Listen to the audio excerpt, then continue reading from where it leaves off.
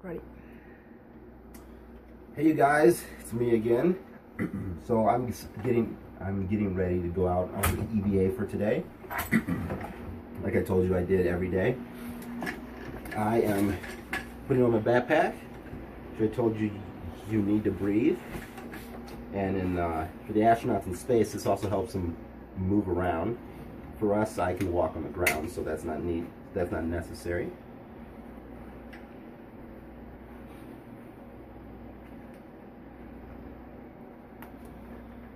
Like I told you yesterday, I have the radio here, which I like to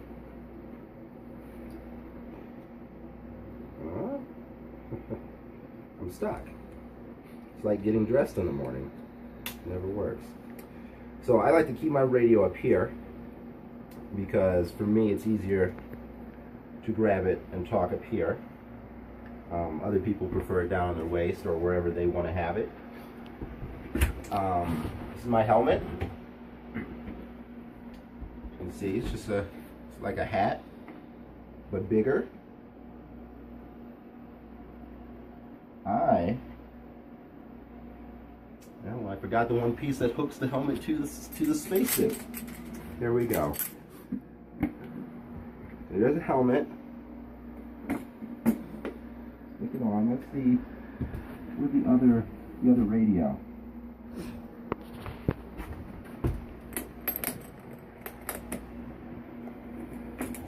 So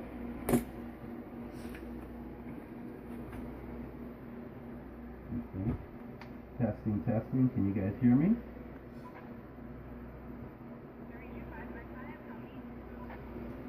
Oh, Renee, that's lovely. I read you 5 by 5, but I'm talking to the kids here. You guys, I'm going to be talking to you on your very own radio. It's going to be, we'll stick it out here also.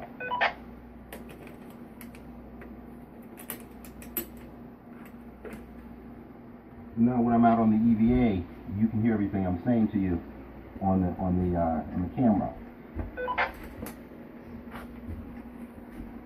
Normally, you have someone help you get dressed.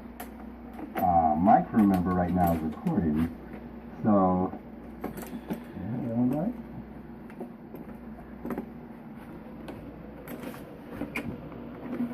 We'll see. No. Can you hold it? Okay, so apparently I'm having some trouble getting dressed by myself. You know, it happens sometimes.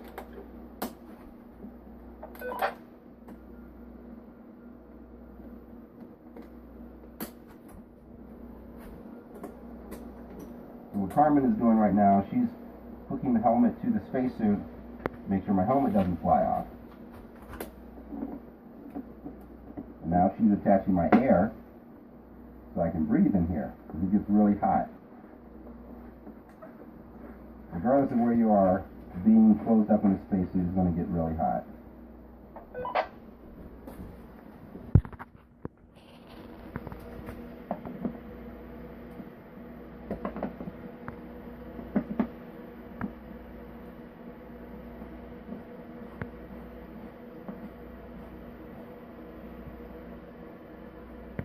You ready?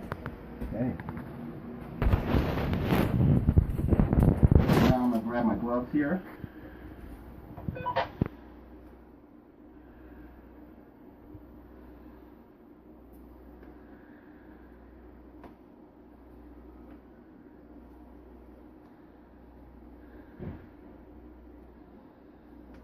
I think a lot of you guys probably have gloves like this. I like to put them on it. It keeps my hands warmer.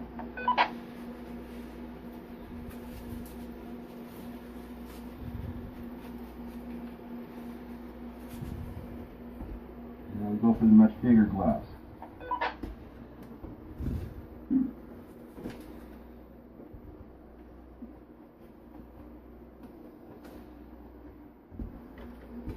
I've got a car battery here I plan on going out and fixing something with.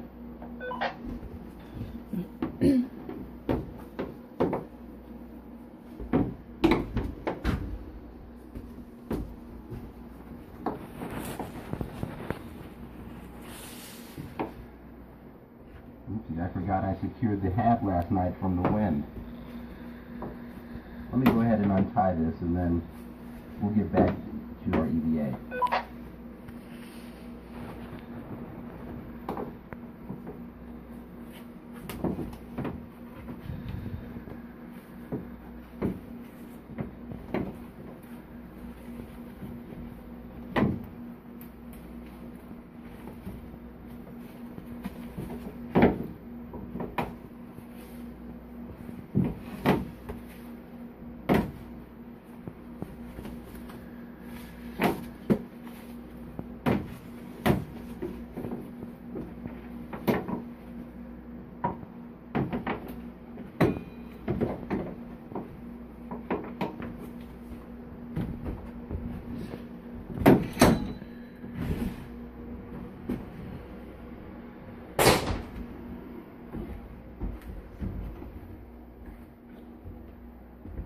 Okay, that's not a normal thing. We just had to make sure that the wind didn't break the door open. Better safe than sorry. Okay, now I'm going to come in here and Carmen's going to leave us here. Bye-bye. Thanks, Carmen. Now we're going to be in the airlock here for a couple minutes while we depressurize. That is where the pressure inside the habitat is different from pressure outside the habitat. You may or may not have heard of people going scuba diving and them having to take time to return to the surface. That's always because of the pressure difference from underwater to above water. Let me ask for permission to leave here. HAPCOM EVA lead are requesting pressurization cycle.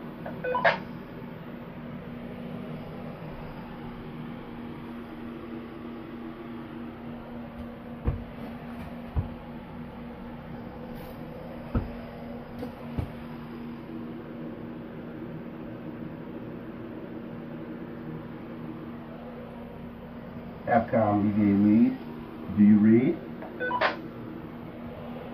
HAPCOM here, you have 2 minutes and a half. Roger that, HAPCOM.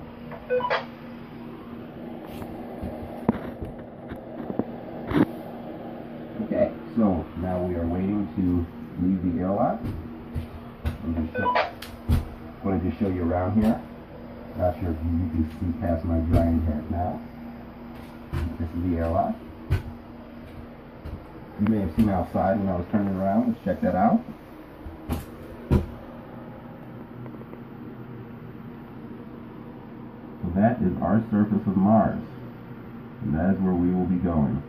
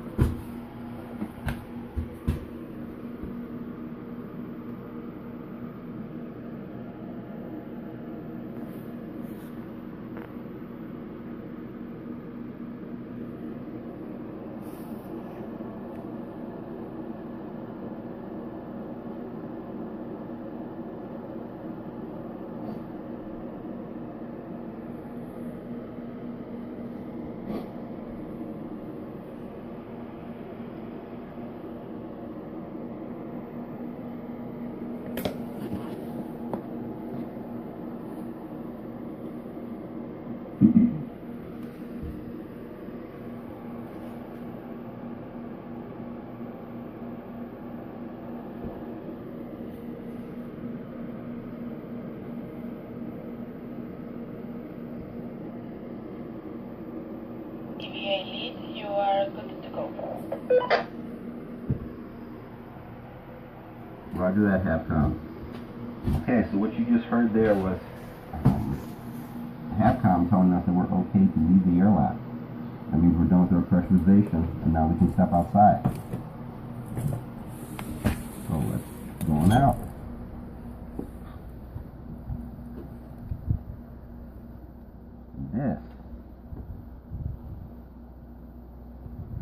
surface of Mars.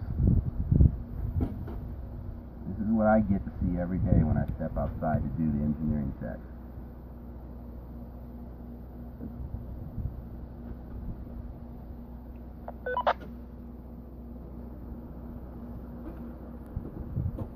And now I'm going to come back inside, grab the battery I told you I was going to use, and we'll go on our way.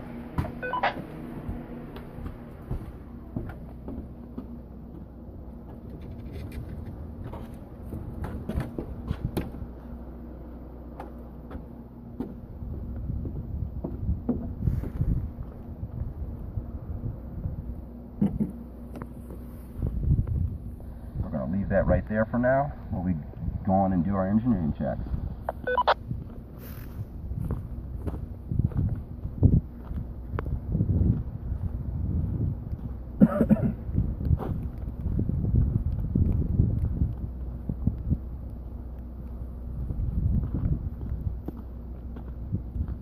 What you keep hearing me say is engineering checks, and I haven't quite explained that. So, I told you in the video yesterday, to make sure that habitat stays in working condition so we survive out here, I have to come outside every day and check on a couple numbers on a couple things, like our gas. Like, for instance, our habitat currently is running on gas that some cars run on, and then propane, which you may have have in your parents' garage or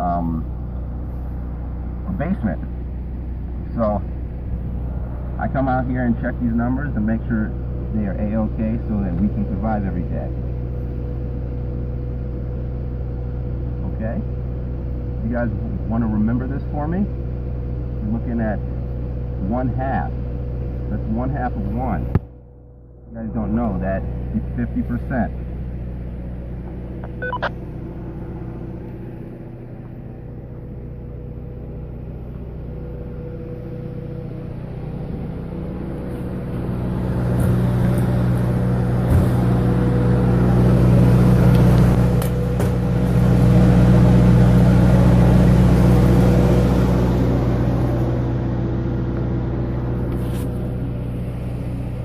Loud noise you heard just there. I had to go inside this room here to make sure our generators, our giant engines, were still running, and that is where we get our power, our electricity from. We can plug things into the wall and have them run.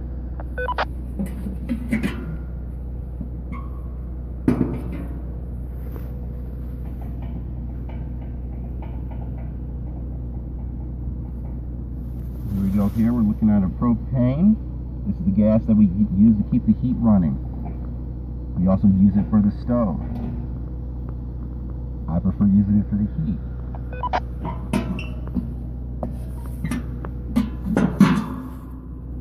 It looks like we were at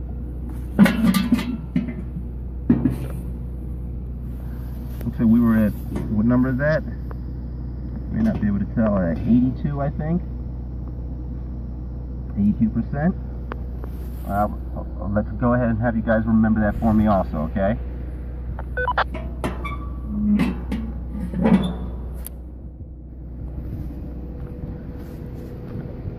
So I'm having you guys remember it for me because I can't write it down right this second because one of my hands is being used to hold the camera for you.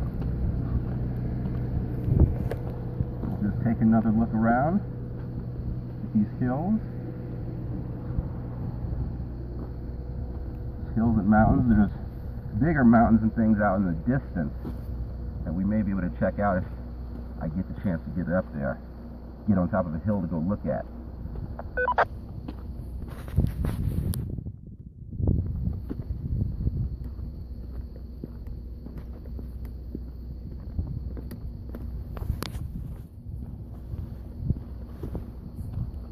Now we're coming back to the hab.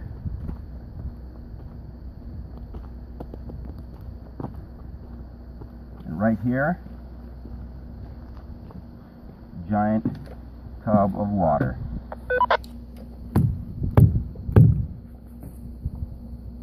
Not a bathtub though, this is not for you to get inside.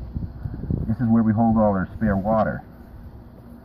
I would normally open that up and measure it, but it was just filled up the other day, so I know it's completely full, because I have not messed with it yet.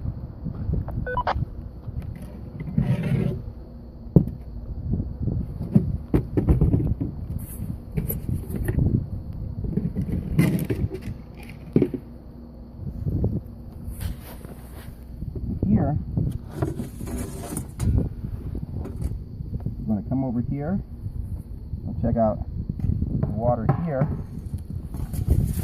I'm going to stick our handy dandy ruler inside, just like you guys have in your room,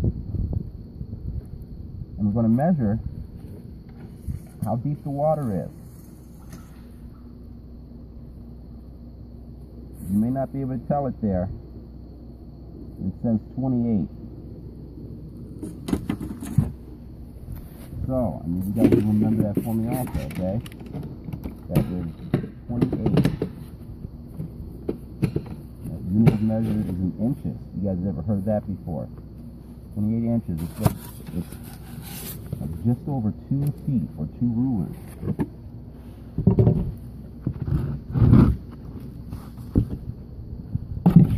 Heidlebough can show you one of those if you've not seen one before. So what are those numbers? That one was full. That one was 28. The gas in the giant red barrel was 50. And the one in the giant white barrel was 82. Does that sound right to you guys? Well, actually, you guys, I wasn't hitting the radio, so I wasn't sure if you could hear me on that. Hopefully you did hear me.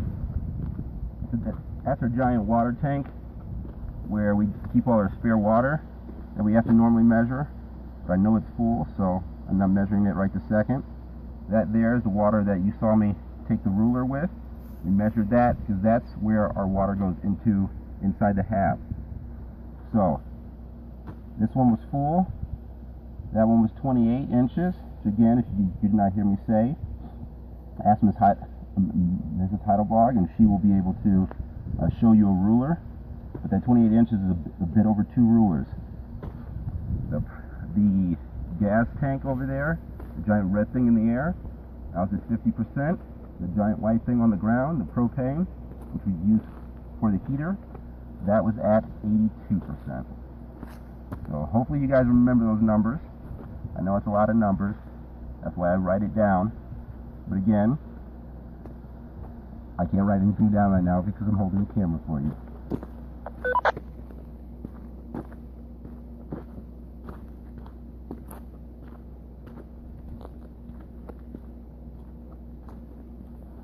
So right now we're looking at this giant white half ball dome here, a geodesic dome. This is where we grow our plants, or we will in the future. Renee showed you the purple light box inside. That is where we grow our plants right now. But in the near future, this dome will be completed inside, and then we will be able to grow plants and vegetables and fruits inside, and then we should be able to eat them as well, just like they will do on Mars. Now right here, this is a telescope, or an observatory that has a telescope inside of it.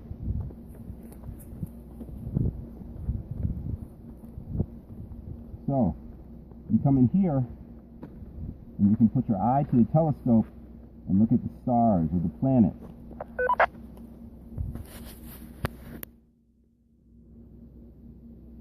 I don't know if you guys know where Ohio State University is, but they have a pretty large one of these observatories and telescopes on their campus. So if you ever get the chance, ask your parents to check it out, and they can take you there and show you the planets. I went there one time and I got the chance to see Saturn with my own eyes. Really cool.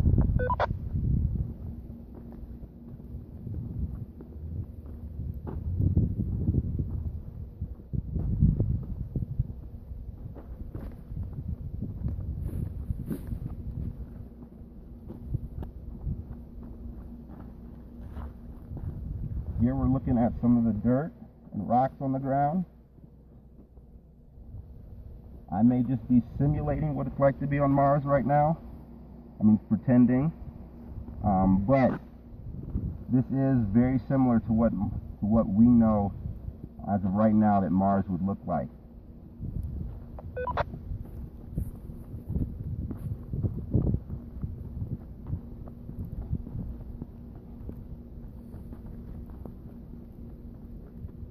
I don't know if you guys know, but we do have a couple rovers, little robots that move around and do science for us on Mars. The older one is called Opportunity. It had a twin. Yeah, Opportunity had a twin. It was named Spirit. But Spirit went to sleep a couple years ago. Hasn't woken back up yet. But Opportunity is still out there doing science for us. And then they got another bigger brother named Curiosity. Curiosity is out on Mars, about 5 times the size of Opportunity, doing science in a different spot.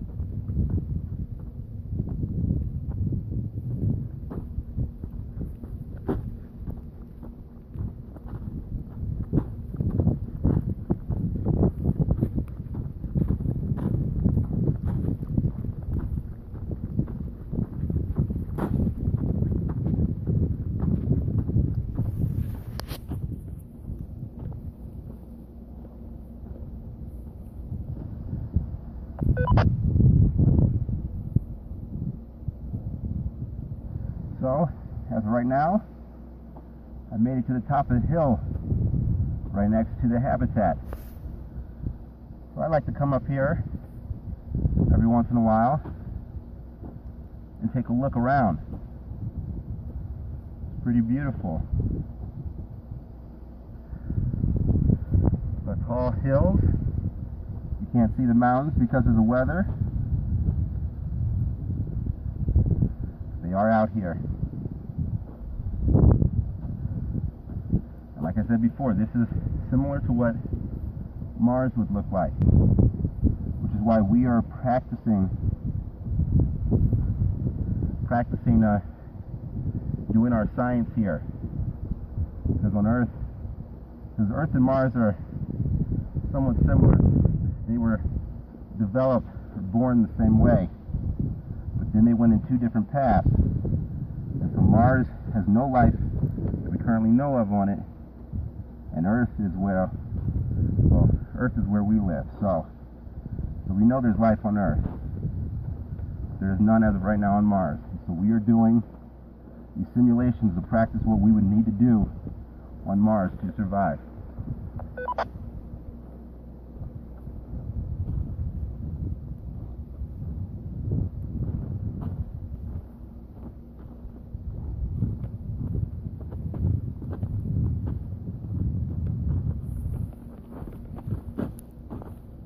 So we're coming back down the hill here. I know I've been talking to you guys for a while now. You may be kind of bored. That's okay. But this is really exciting stuff. I'm coming back down the hill here. I'm going to go ahead and take my battery and fix our EVA vehicles. Again, EVA stands for extravehicular activity. So we have these ATVs over here, which stands for all-terrain vehicle, which, being the crew engineer, I'm in charge of making sure they work every day. So I'm going to come back over here, grab that battery, and stick it in one of these ATVs to make sure it works. So I'm going to go ahead and do that, and I'll let you guys get back to learning. And I will talk to you later. I would show you what it is to be on one of these, they are a bit dangerous to drive, so trying to drive and film would be even more so dangerous. We have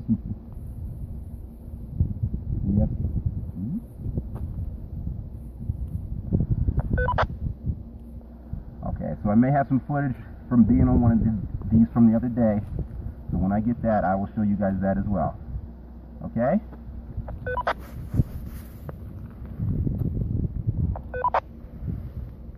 So, as of right now, I'm going to call that the end of this EVA, and I'll go ahead and get done what I'm doing, and then I will talk to you guys later, okay? And remember, if you have any other questions, please feel free to ask them. Make sure you tell your teacher, and she will get them to me, and for the remainder of the time I'm here, as long as I get them on time, I will try to answer them, okay? I'll talk to you guys later. I'll see you later, Yuka. Bye.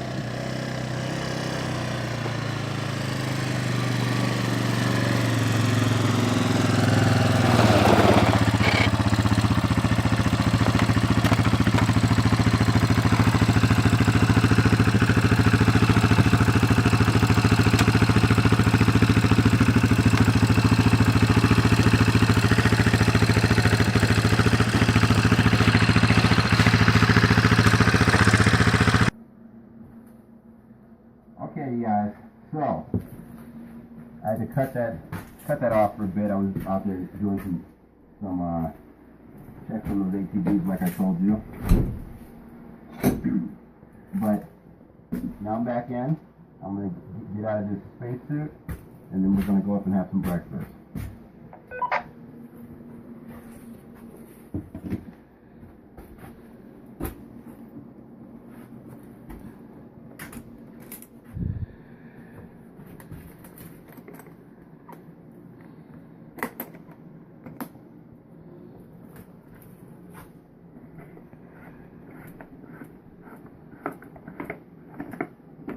Here, Carmen's helping me get out of the space suit. She unhooked my helmet and all the clips. And now I'm back inside.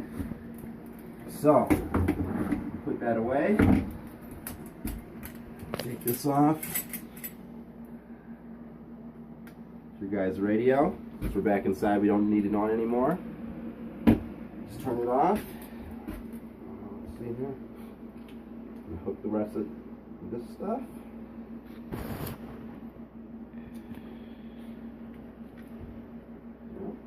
Now we're stuck. Up there we go. Turn off my radio. Don't need that.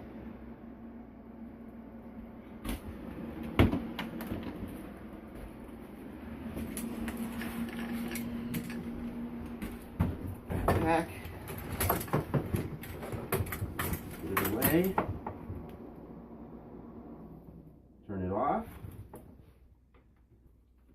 plug it back up.